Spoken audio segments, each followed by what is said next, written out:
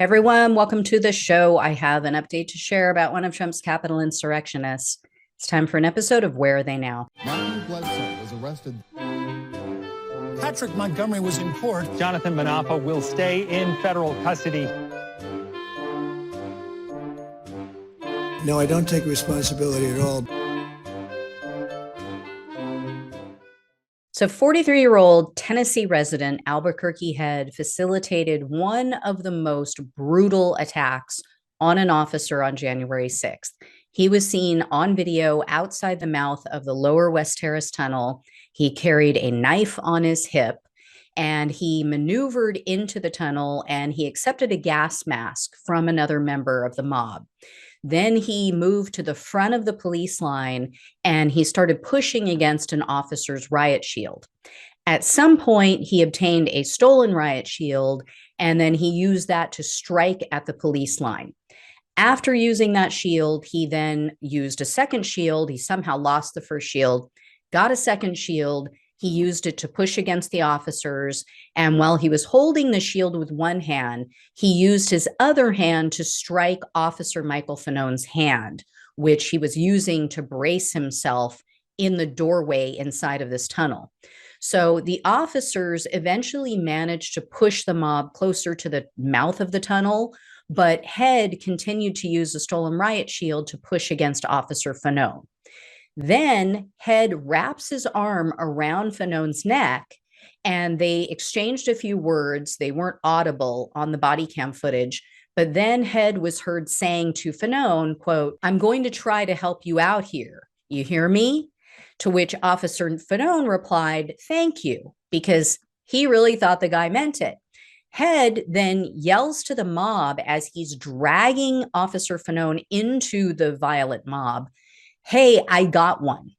So Fanone's body camera was briefly blocked because it was pressed up against Head's shirt, but then it opens up and you can see Officer Fanone's hand pushing against Head's chest as Head was restraining him.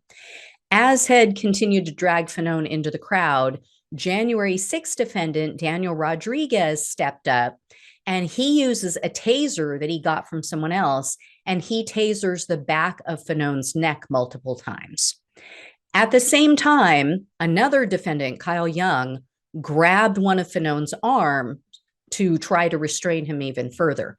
So Fanone is screaming in pain from being tasered, and he heard members of the mob yelling things like, "Kill him, get his gun, kill him with his own gun."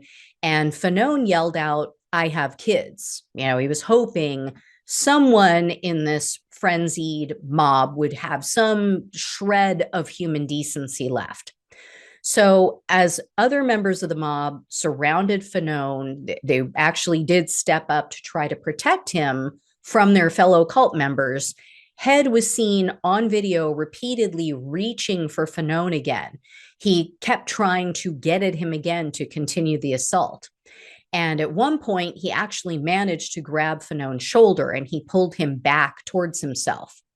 According to the video evidence, Head attempted to hold on to Fanone's shoulder for almost a full minute before another person pushed Head away. So luckily, some in the crowd helped Fanone back to the police line. That's when he lost consciousness. Officer Fanone ended up with burns from the taser, and then it was later revealed that he suffered a heart attack and traumatic brain injury as a result of this attack. So he's lost his entire life. He no longer is an officer. Following the Capitol attack, Head quote tweeted a photo of the crowd in DC, and he wrote, quote, "Proud to have been there." And then on January 8th, Head shared the infamous photo of Kevin Seafried inside the Capitol. That was the guy who had the traitorous, racist Confederate flag. And Head stated, quote, "He is seen here with several no Antifa members. I was in DC and at the Capitol and went to all Confederate flags I seen because I'm son of Confederate veterans. Never seen this guy." No punctuation. The illiteracy is astounding. Anyway, you won't be shocked to hear that this is yet another of Trump's repeat offenders. Head has been arrested 45 times, 4-5. He's been convicted dozens of times.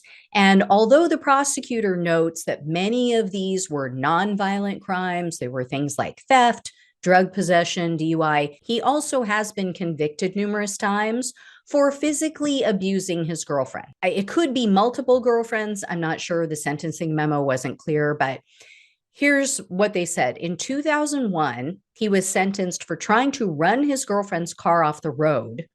Then he got out, threatened her and her other occupants with a knife, grabbed her keys, and took them with him. So he left her stranded.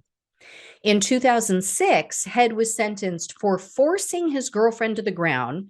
He held her around the neck and choked her, and then he was threatening to sexually assault her at the same time. She managed to get away from him, but then he kicked her, they said, in the back and in the legs while he was wearing steel-toed boots.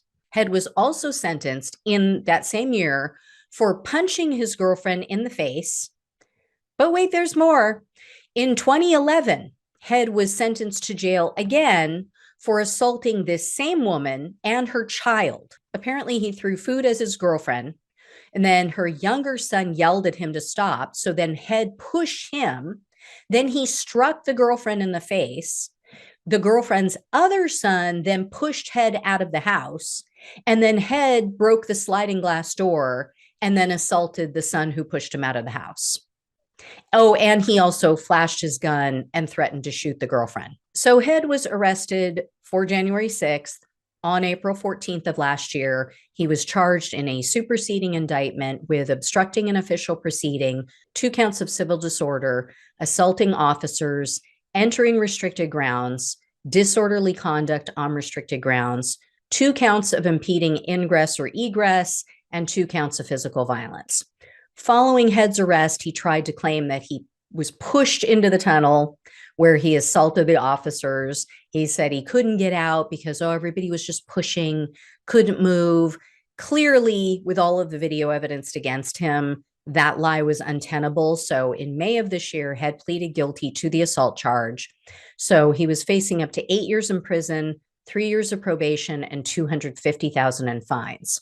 This time, the prosecutor requested the full 8 years, and they asked for 3 years probation, but they asked for a minimum of $2,000 in restitution.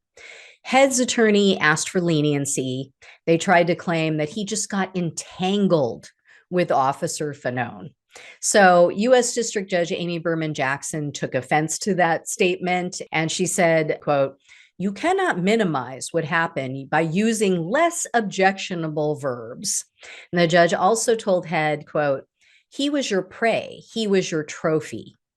With that, Judge Jackson sentenced Head to 7 years and 5 months in prison, 3 years of probation, and she said she's going to determine a restitution fee at a later date.